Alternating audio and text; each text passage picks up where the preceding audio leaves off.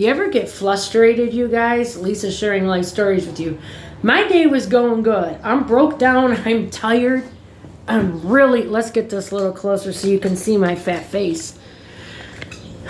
I'm really tired. Let me tell you what happened. I've been waiting forever for my husband to come home. He was in Iowa, Eddyville, Iowa. This was planned months before my mother-in-law passed away. So what are you going to do? And he wanted to go there so it would help take his mind off his ma. He needed a break, but my mind hasn't been taken off nothing. I miss her so bad. And the only good thing I can say out of the whole thing, like, I always felt she hated me, didn't like me. She was mean to me. I think she took out a lot of her sickness on me, and she didn't mean to because she just didn't know what else to do. And I can accept that. I can accept that. I can understand that. I can deal with it. But when I seen her the last time in the hospital, it was Tuesday or Wednesday, I forget the day, the last day she was awake. And she said to me, I've been calling you all day.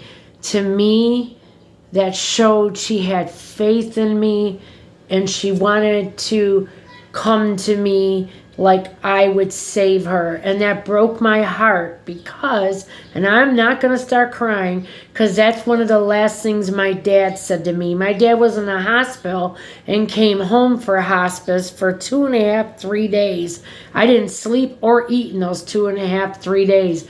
I was crazy. My husband made my dad, the last thing my dad ate was 2 grilled cheese sandwiches is what he wanted.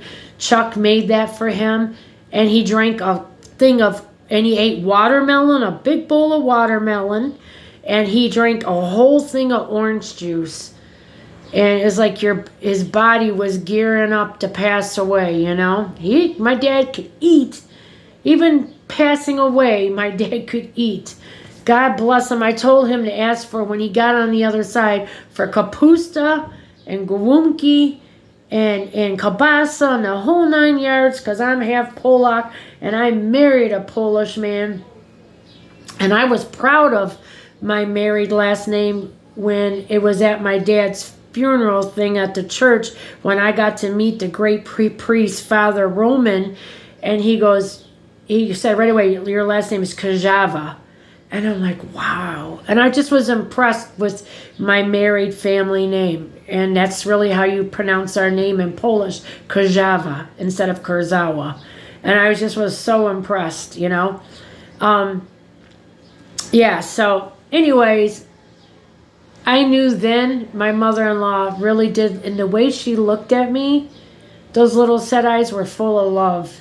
And when I croak, besides seeing my mother and father first and foremost before everybody, I want to see her again. If God will let me, if I'm good enough. Now let me switch gears over and start bitching because that's what I'm good at.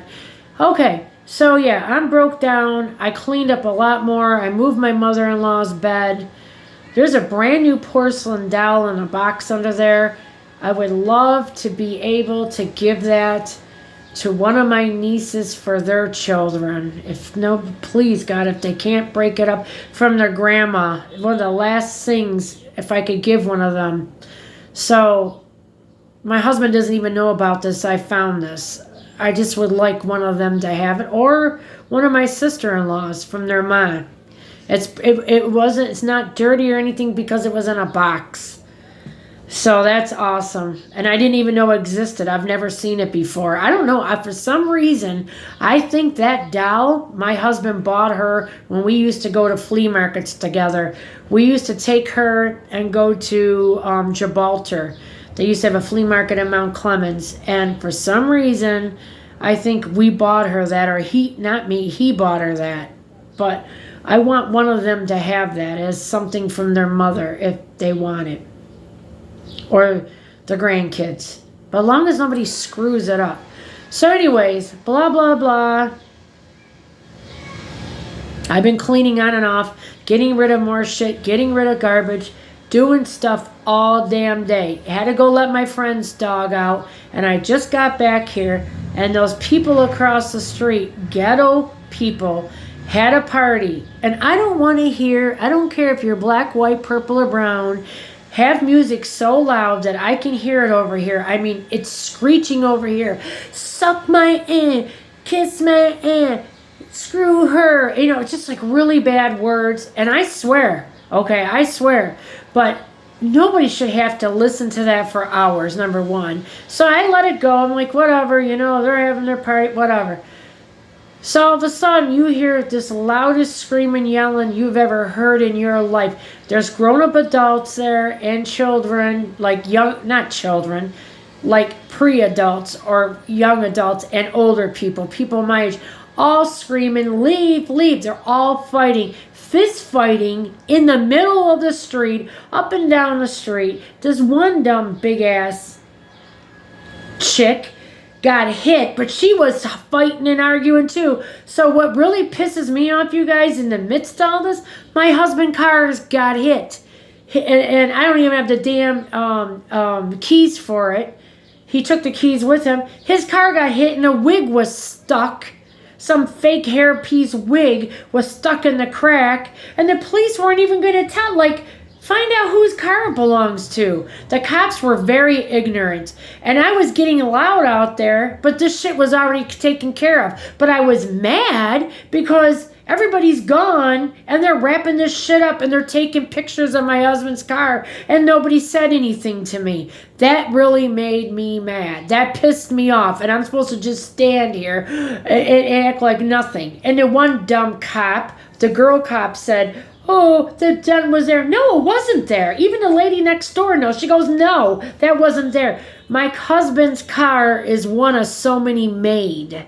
Okay, it isn't like a Bentley or something, but it's an Impala SS, and it's one of so many made. Now he's got to get a whole new fender because if we put it on the insurance, it's going to jack up our insurance price. So I told the other nice cop that I talked to, just forget it. We'll take care of it. My husband's a mechanic. We'll take care of stuff. But I'm pissed because we got hurt and we did nothing. We just living here. And it's bullshit that you got animals running up and down the street, beating each other up, running them over in the street. My husband's so mad he's going to go put that wig on the freak's porch. They had the party at night. And they're good. We're going to throw it at their freaking front door, dumb assholes. I'm so mad. I go, what a bunch of animals. And I think she was over here hearing me. But it was true. Who acts like that? Who acts like that? Continue to beat each other up all down the street. And the one got run over and 3 or 4 of them was arrested. And I told the stupid cops, I go, they all need to be arrested because all of them were fighting. And I can contest, I seen it because I was the one who called the cops because I heard all this yelling and I was ready for gunshots. I've never seen nothing. I've seen some crap over here. We live in a lower end of Warren. It was never like this before. But there's no reason for that. You're grown people. Can't you have a holiday? Can't you be decent? Why do you got to act like that? That's just no reason for shit like that. Total ignoramus bullshit. So anyways, I'm enough bitching. I'm calming down now. Calming down. But that really upsetted me because when somebody hurts my husband or my family, it's like war to me. Not war, but I get upset because we were innocent and we didn't deserve that. And nobody's coming to see. The cops really pissed me off. Like, whose car did that belong to? There's damage to it. Like, why weren't they asking any of the neighbors, who does that car belong to? They're taking pictures and everything of it and the license and everything, but they're not saying anything to nobody. That was very ignorant on their part. Made me very pissed off. I feel like calling the police commissioner Dwyer because we personally know his ass.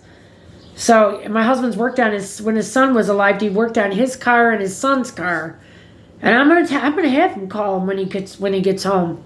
He should be home in about an hour and a half.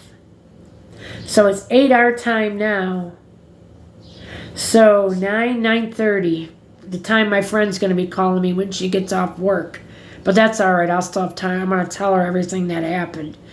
So anyways, oh, I'm tired out from all that. And it was 10 cop cars here, 10 or 11 cop cars, an ambulance and a fire truck, a couple ambulances. I mean, it's just ridiculous. Lights and sirens from both ends of the street. And these people are running up and down like animals, beating each other up. Like, what kind of party is this? What kind of people are you? What kind of animals? There's no excuse. Stop. You don't want to get catarrhal. What's that word? What's the word? You don't want to get stereotyped. Any race or ethnicity, I can't say it. Any race of any kind does not want to get stereotyped. Nobody. Pay attention. Don't act ignorant. I'm not saying I'm the most smartest person in the world. I'm not.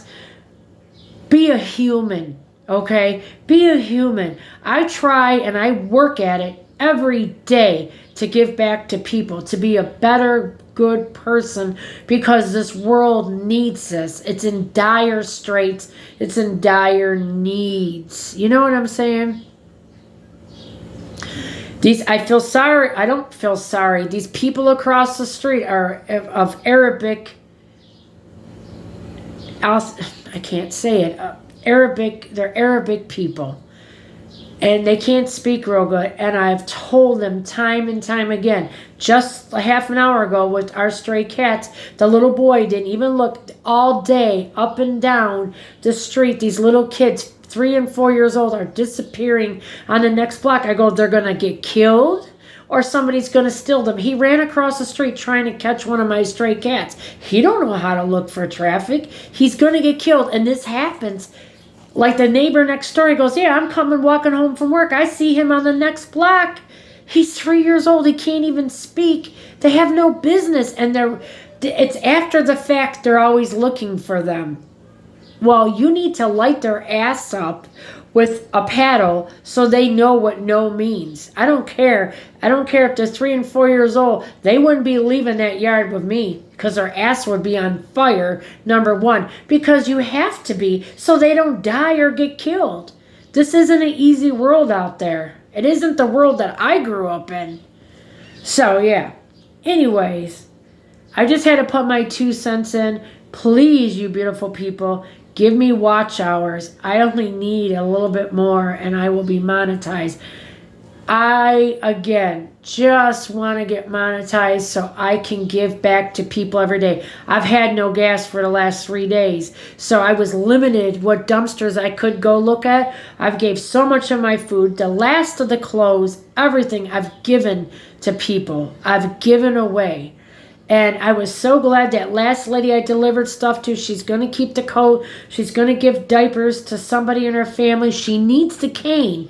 Oddly enough, the cane that my mother-in-law just bought because she got hit by the car. And now she don't have to buy a cane for $30. So I saved her and helped her that way. That makes me feel so good inside when and every day that I can make a difference. Because everybody's struggling. I'm struggling.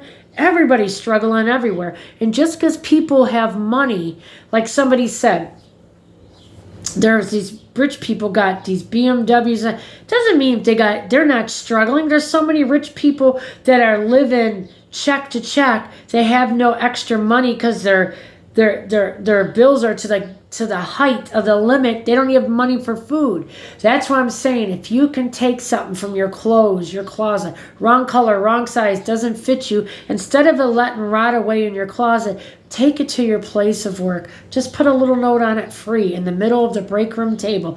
It'll be gone before you go home from work. Also, same thing with food. There's some kind of canned goods your family aren't wild about, or you had it in your cupboard a little too long, but it's still in date. Take it to your job. Put free on it. Or if you see a family you think struggling, say, you know what? I don't know if you need this. I bought too much of this one kind of food, blah, blah, blah. Would you like this? If you don't want it, just pass it on to family and friends. Don't ever make somebody feel out of place. That's all I'm saying. If we all work together and do what I'm doing, there's a lot of people doing what I'm doing, but not enough. We need more. We need more. So the way you guys can help me is subscribe and give me watch hours. I'm 1,410. Give me to 4,000. Just give me to 4,000. Then I can become monetized. Boom, bam, zoom. I don't make much an hour. I make nothing, okay? If I can just maintain this house, I don't have no habits. I buy a pop once a day, $1.26, maybe once or twice a day. I don't smoke, drink, do nothing. All my extra money from YouTube will go to give to people, and I will show you that. I will documentate that with video and show you, okay, this is what I got from YouTube this month, and this is what I'm giving back. Makes me happy to give people shit, because I know what it's like to not have stuff, and I just want to make people's lives better. And eventually, maybe if I get big enough, I can go from city to city doing stuff like this and make a difference and inspire people in every state and every town in the USA. That would be badass. I would love that. You know, doing God's work everywhere in the USA. Helping people, giving them food, giving them clothes, giving them this, trying to give them a little bit of money, here or there, socks, toiletries. We can do this. You guys just got to help me. Push my watch hours. Push me. Watch me. Watch me. Let it play and go outside. Like a woo, woo, woo. It's all I'm asking you. Please. Let me just play on repeat. I got over 1,000 videos, more than most of these people got. So I know there's not a shortage of my videos. Just let it go. Let it go for a whole day when you go to visit your family or whatever. Let my videos just fly. Let them play all day to keep your cat or dog or your birds or your fish or whatever company. Or you company. I love you all. God bless you all. Have a great day. Lisa sharing life stories with you. That's why I call myself Lisa sharing life stories with you. Because it just isn't dumpster diving. It's everyday life. It's a little bit of this. It's a little bit of that. It's a little bit of everything. I love you all. I'm a goofball. And I want to make a difference. And I'm going to with your help. All right. Remember, my tagline, and I will have shirts made eventually. We're all in this shit together. Until we realize this in life, we'll never be anywhere. We are all together. We are all as one. We are in this shit together. Love you all. Have a blessed holiday. Do not fight. Do not act ignorant. We're supposed to love one another. We're supposed to honor the people that gave up their freedom for our freedom. It's Memorial Day. Don't act ignorant and disgrace America. Come on, people. Let's do better, be better. Have a great day. And relax. Sit on your ass a little. You deserve it. Self-love, you know? Have a great day. Bye.